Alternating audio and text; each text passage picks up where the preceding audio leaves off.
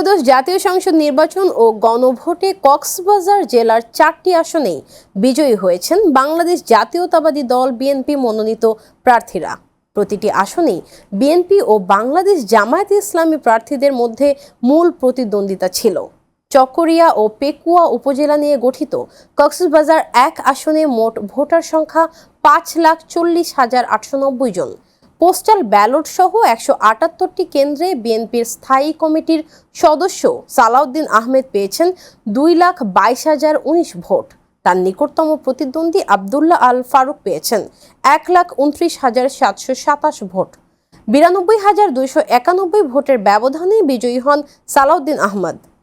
ভিম liquid এখন মাত্র 50 টাকা, তেল চর্বি পরিষ্কার করে এক ধোয়াতে।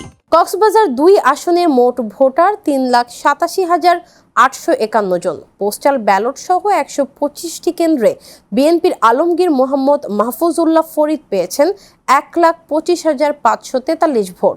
জামায়াতের ডক্টর AHM হামিদুর রহমান আজাদ পেয়েছেন 91,889 ভোট। 25,728 ভোটের ব্যবধানে জয়ী হন আলমগীর ফরিদ। কক্সবাজার 3 আসনে মোট ভোটার 5,45,963 জন। পোস্টাল ব্যালট সহ 183টি কেন্দ্রে বিএনপির লুৎফুর রহমান কাজল পেয়েছেন 1,82,096 ভোট। তার প্রতিদ্বন্দ্বী শহীদুল আলম বাহাদুর পেয়েছেন 1,61,827 ভোট।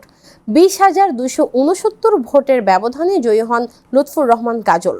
উখিয়া ও টেকনাফ উপজেলা নিয়ে গঠিত কক্সবাজার 4 আসনে মোট ভোটার 3,75,688 জন। পোস্টাল ব্যালট সহ 116টি কেন্দ্রে বিএনপির জেলা সভাপতি শাহজাহান চৌধুরী পেয়েছেন 1,23,582 ভোট। জামায়াতের নূর আহমদ আনোয়ারি পেয়েছেন 1,22,033 ভোট। মাত্র 1,549 ভোটের ব্যবধানে জয়ী হন শাহজাহান চৌধুরী।